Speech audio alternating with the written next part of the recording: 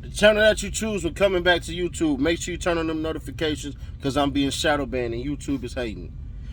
Kodak Black pleads guilty in response to pleading guilty as well. It's your favorite local, especially after I spoke. Support the real again. Get rid of the fake, the F you to the industry. How do you fight back? It's simple. All you got to do is just press subscribe and join the movement over there on Instagram at CEDDYNASH. One word. That's where I'm going to follow you back, like your pictures and all that. To the crew, that's the truth. With the visionaries.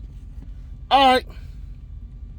So Kodak Black had pleaded guilty to a lesser charge and that he and the victim agreed to, not that he was admitting to the crime, right?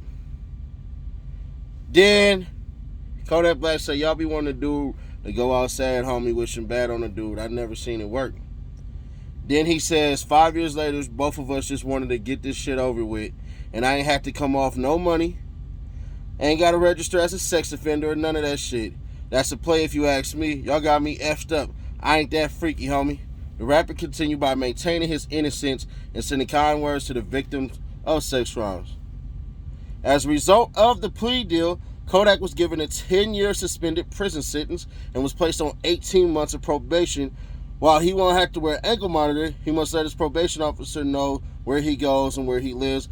He will not be allowed to use any drugs, drink alcohol, or have guns as he completes his probation.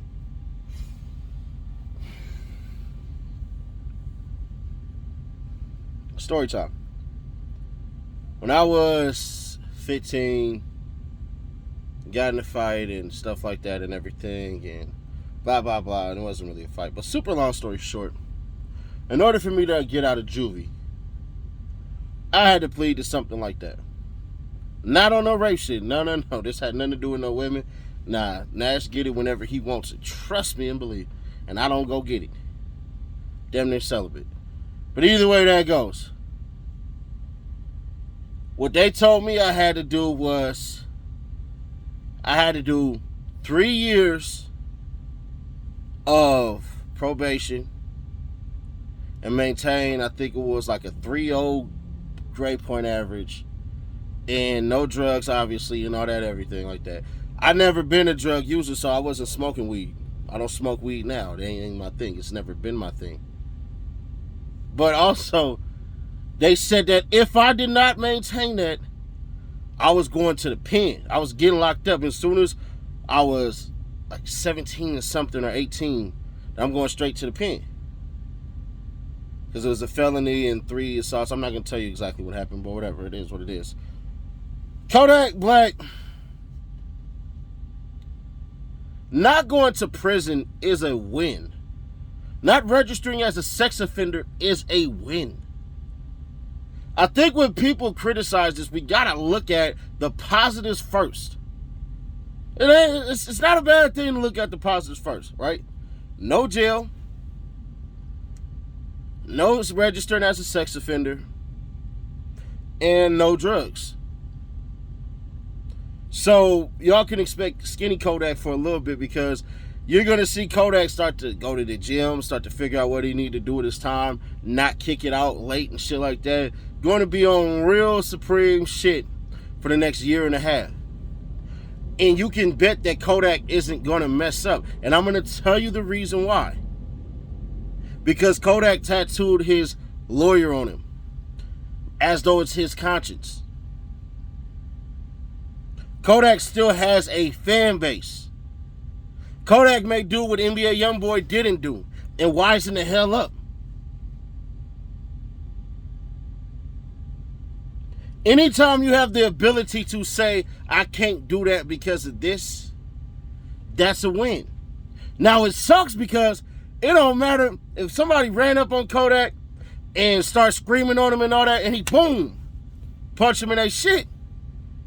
Bro, that's going to be an issue. So, Kodak, let me give you some suggestions. Some suggestions, right? Some suggestions. Don't go live anymore. You might as well let somebody else run your Instagram.